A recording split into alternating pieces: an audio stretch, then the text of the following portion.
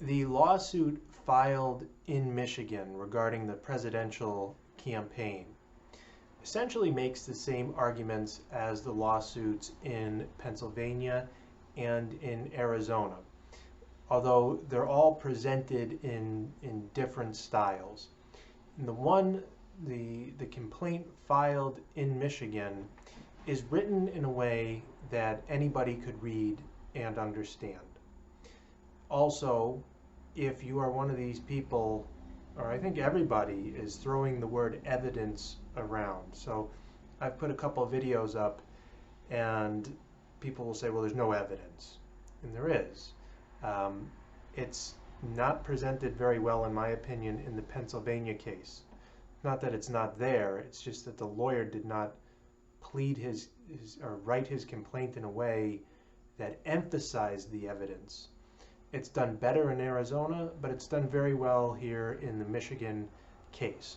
Okay, so if you're one of these people who likes to say there's no evidence, or if you're one of these people who wants to show evidence, I would refer you to this complaint.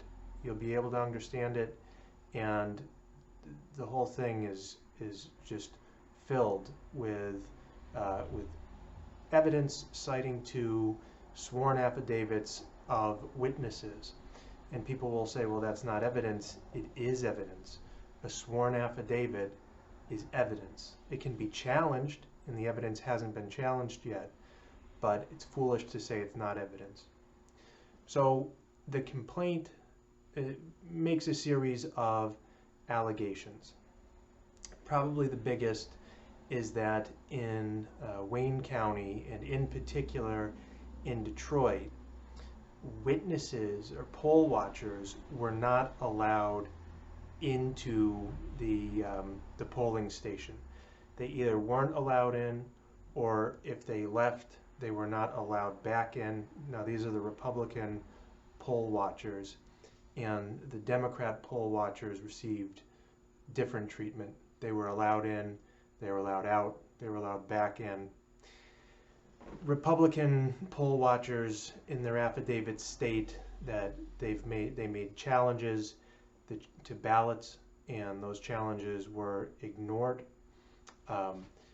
Ballots were fixed and revised without the challenger being able to observe the amendments being made to ballots by the poll workers.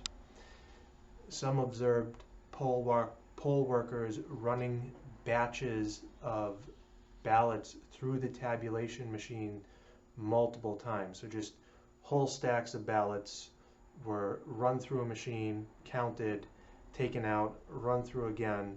And in the affidavits, witnesses say this happened. A poll worker would run a batch through 5 or 6 times. There is allegations that the ballots that were received after Election Day were backdated, and that poll workers were instructed to backdate the ballots. So that's the one piece from the poll workers. It then challenges the tabulation machines themselves.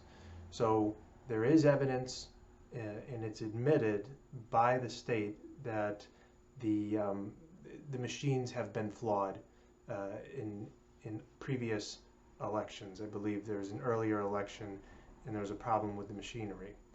The Trump campaign is saying they didn't have the ability to review these machines before they were used on the day of the election.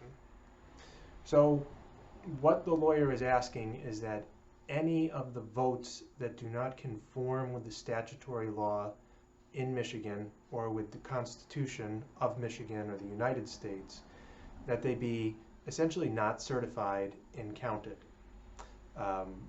Again, it's very much like the other cases, and we'll see how the court rules and where it goes from there, and where it will likely go, along with these other cases, is to the U.S. Supreme Court.